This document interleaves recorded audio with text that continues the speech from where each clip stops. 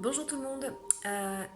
Petite vidéo pour répondre à une question que l'on me pose souvent pendant les accompagnements, mais aussi sur les réseaux sociaux.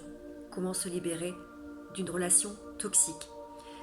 J'ai des personnes qui viennent me voir en cabinet parce que je fais de l'hypnose, pensent pouvoir se débarrasser d'un souvenir, d'une personne, comme si son nom pouvait être rayé de la liste, son visage pouvait disparaître.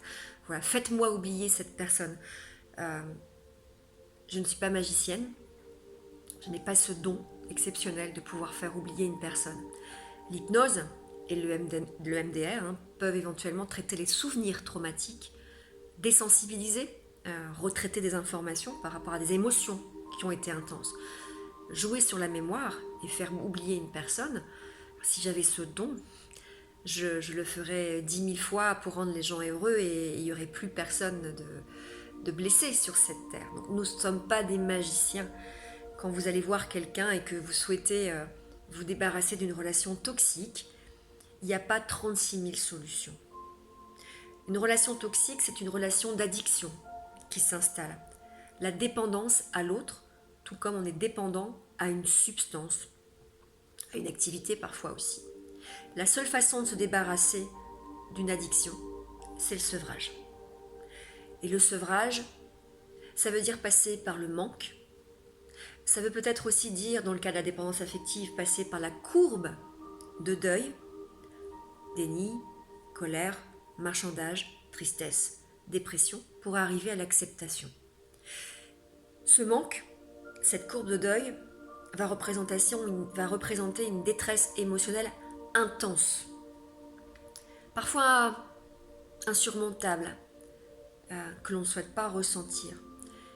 Il faut passer par ces étapes-là pour pouvoir à un moment donné accepter la situation, rebondir et avancer. J'ai des personnes qui restent dans un couple toxique parce qu'elles ne veulent pas vivre la détresse émotionnelle, l'intensité de l'émotion de tristesse ou peut-être l'intensité que peut représenter le manque. Des personnes qui sont effectivement en addiction, que ce soit à l'alcool, d'autres substances, vont ressentir ce manque. Et le temps est parfois aussi une aide médicale, des médicaments vont pouvoir effectivement accompagner cette personne à passer le cap. Et bien il va falloir aussi gérer ce sevrage, passer par ces étapes de deuil. Et puis aussi derrière, ça va être apprendre à vivre seul. Vous recentrez sur vos besoins, sur vos goûts, sur vos envies, sur qui vous êtes. La complétude, apprendre à vous compléter, devenir votre meilleur ami. Ce n'est la responsabilité d'aucun homme ou d'aucune femme de venir vous rassurer, de venir combler vos manques affectifs, être exigeant envers quelqu'un parce que vous souhaitez être aimé, parce que vous avez peur qu'il vous quitte, parce que vous voulez qu'il vous sécurise en permanence sur le fait qu'il vous aime et qu'il ne va pas vous tromper, qu'il ne va pas vous quitter. C'est une exigence qui va étouffer l'autre. Vous devez apprendre à gérer ces insécurités, ces croyances, ces schémas aussi bien souvent, seul.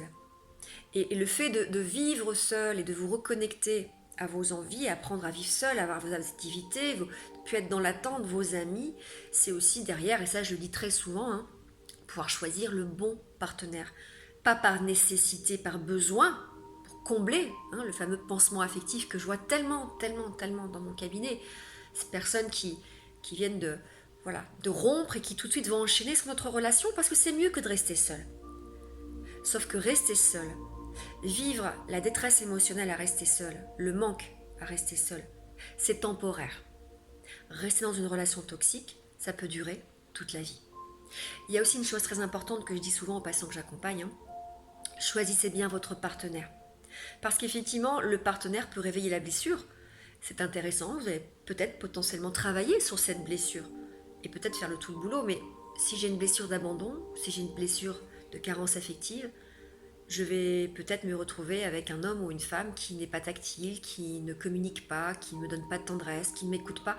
Ça va venir réveiller encore plus la blessure qui est déjà présente et peut-être me faire revivre des souvenirs de l'enfance. Alors oui, ça peut être une façon de la travailler et de se dire je reste dans cette relation parce que je travaille ma blessure et oui, vous allez faire tout le travail, potentiellement, possiblement.